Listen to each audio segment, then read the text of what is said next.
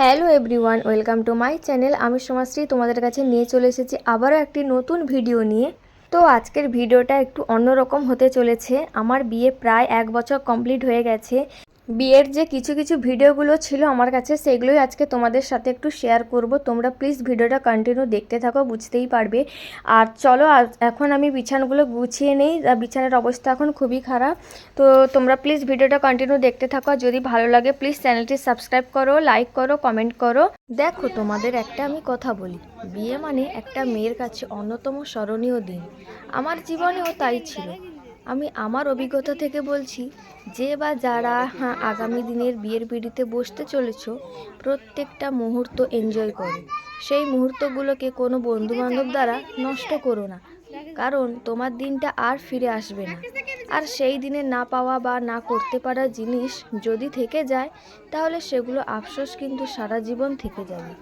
তো আমি আমার বিয়ের মুহূর্ত, প্রত্যেকটা সেকেন্ড, প্রত্যেকটা মিনিট, সেই মোমেন্টগুলোকে এনজয় করেছিলাম। আর আমার ফ্যামিলি, আমার ক্লোজ ফ্রেন্ড যারা ছিল, আমার সেই দিনগুলোতে তাদের সাথে খুব আনন্দ করে কাটিয়েছি।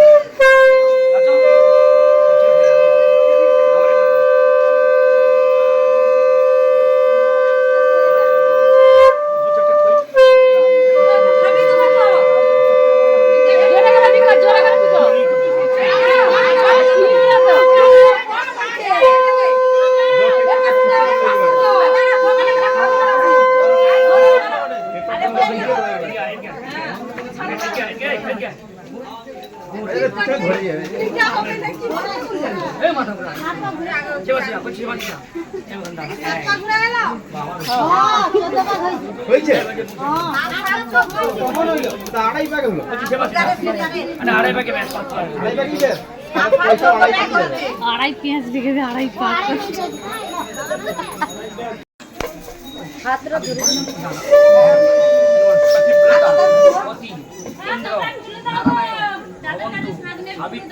সিন্দুর প্রতিপকা ইন্দ্র নারায়ণ ভবন্তু।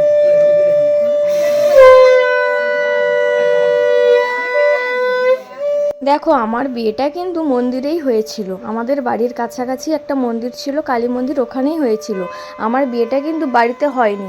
কিন্তু দেখো মন্দিরে হোক কিংবা বাড়িতে হোক, প্রত্যেকটা রিচুয়ালস কিন্তু, প্রত্যেকটা নিয়ম কিন্তু বামন ঠাকুর একই করেছিল। আর দেখো বন্ধুরা, ফাইনালি বিয়েটাও কমপ্লিট। আর এই ভিডিওটা এই পর্যন্ত। যদি তোমাদের ভালো লাগে প্লিজ চ্যানেলটি সাবস্ক্রাইব করবে, লাইক করবে, কমেন্ট করবে। আবার দেখা হবে নেক্সট ভিডিওতে। ততক্ষণে সবাই ভালো থেকো, সুস্থ থেকো, টাটা।